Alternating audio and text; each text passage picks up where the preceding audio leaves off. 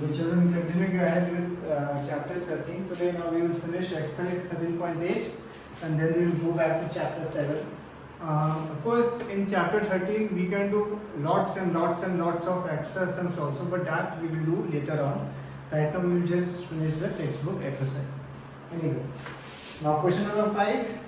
How many liters of milk can a hemispherical ball of diameter 10.5 centimeter hold? So obviously you have to find volume of hemisphere, and again the formula is again very simple, 2 by 3 pi r cube, and r of course you will know because the diameter you have 10.5. and now if you see this sum we have explained in about 10 seconds, but when you start solving it, okay, you will have to solve it. Okay, sum समझना and solving is different. Solving में आपको उसका cubing करना होगा. So just do it carefully and don't use the calculator. It will be a temptation. आप सबके पास phones हैं, 1 minute क्या 5 सेकंड में आप कैलकुलेटर से कर सकते हैं. बट अगर आप कैलकुलेटर से करेंगे, रिमेंबर एग्जाम में आपको कैलकुलेटर अलाउड नहीं होंगे, एंड 10th में भी चैप्टर कंटिन्यू होने वाला है, एंड तो it is better for your own sec, don't use the calculator. Okay, question number 6. A hemispherical tank is made up of iron sheet which is 1 centimeter thick.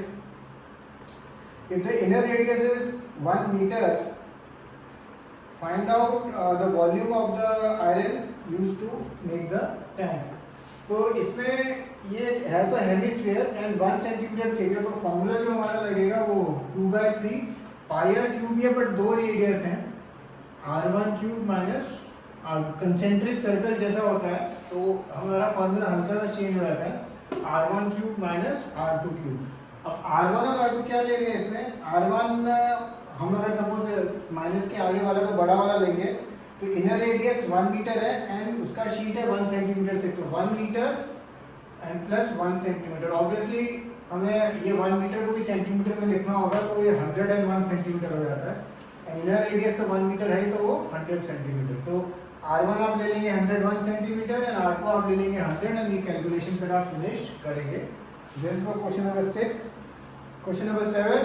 Find the volume of a sphere whose surface area is 154 centimetre square. Surface area of a sphere हमने किया हुआ है, वो क्या होता है 4 pi r square is equal to 154. ये use करके आप किसकी वैल्यू निकाल सकते हैं, r. एक बार r आ गया तो वॉल्यूम आप you can find it out very fast. Question number 8. A dome of the building is in the form of a hemisphere. From inside it was whitewashed at the cost of rupees 498.96. If the cost of whitewashing was rupees 2 per square meters, find the inner surface area of the dome. तो ये जो डोम है, जो एक hemisphere की shape का, ये वाला इसका ये वाला पोर्शन है ऊपर वाला, इसको उसने व्हाइट वॉश किया है. अगर इसका एरिया, इसका फर्स्ट जो पार्ट है find the inside surface area, तो हम कैसे निकाल सकते हैं, बस उसने कॉस्ट दिया हुआ है. कॉस्ट कितना है 498.96 and at the rate of rupees 2 दिया हुआ है उसने पर स्क्वायर मीटर. तो ये जब डिवाइड करेंगे आपको क्या मिल जाएगा, inside surface area of the dome. और जो inside surface area of the dome अगर आप देखें केवल ये ऊपर वाला portion, this is basically 2 pi r square. तो 2 pi r square is equal to, आपको ये वैल्यू मिल जाएगी, और फिर ये यूज करके आप क्या निकाल सकते हैं इजीली, रेडियस. फिर सेकंड पार्ट है find the volume of the air inside the dome. Of course this is a hemisphere, तो आप फिर क्या फॉर्मूला यूज करेंगे, 2 by 3 pi r cube. Of course ये ध्यान रखना, ये वाले सब में भी या ये वाले सब में भी जब ये r जैसे आपका आया, suppose r square is equal to 16, तो आपको फिर उसका रूट लेना होगा. ठीक है, यहाँ पे भी जब आप करेंगे तो जो भी वैल्यू आएगा उसका आपको रूट लेना होगा. ओके, एक चीज बताना है, अगर सपोज किसी क्वेश्चन में r स्क्वायर आया इक्वल टू से 2.25, ठीक है, इसका आपको रूट लेना है, तो r is equal to under root 2.25. अब इसको करने का एक बहुत इजी तरीका है, ये इसको 225 लिख दो और नीचे 100 लिख दो. ठीक है, 2.25 100 जो है नीचे वाला क्या बाहर आएगा 1/10, एंड 225 का रूट आपको मालूम है क्या होता है 15 से 225, तो r इज इक्वल टू 15/10, तो ये आपका 1.5 आ जाता है.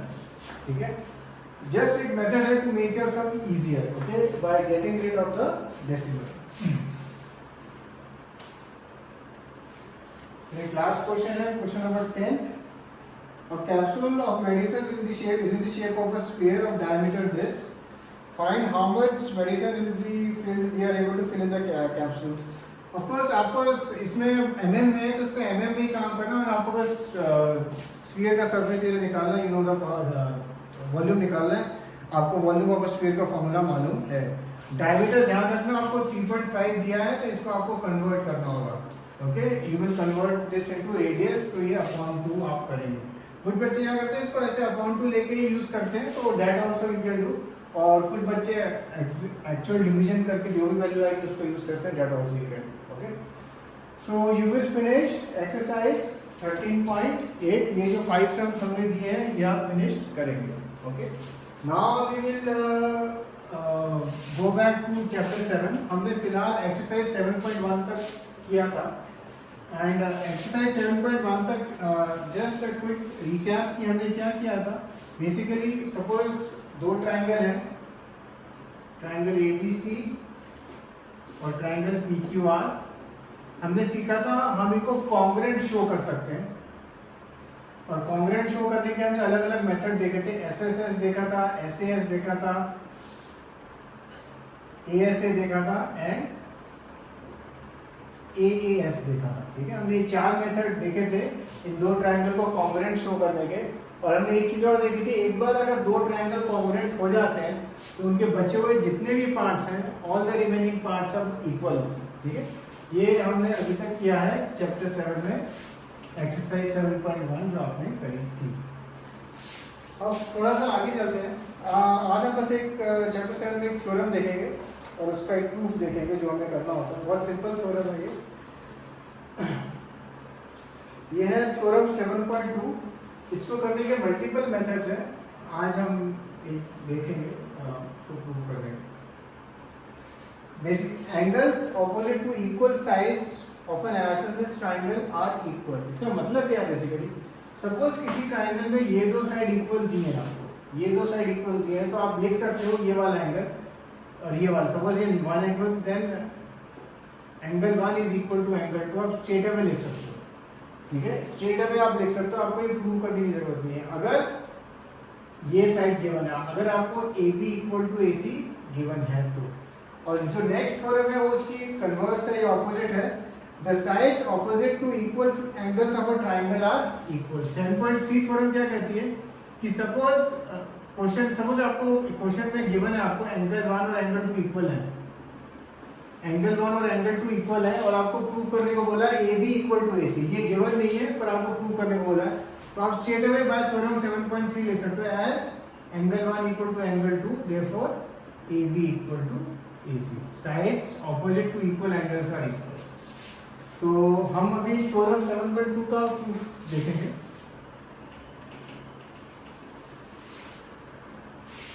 बहुत ही सिंपल प्रूफ है इसका. अगर आप खोलें page 121,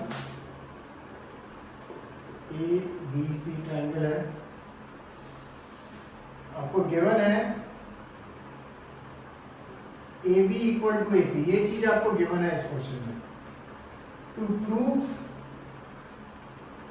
angle B equal to angle C, ये आपको प्रूव करना है.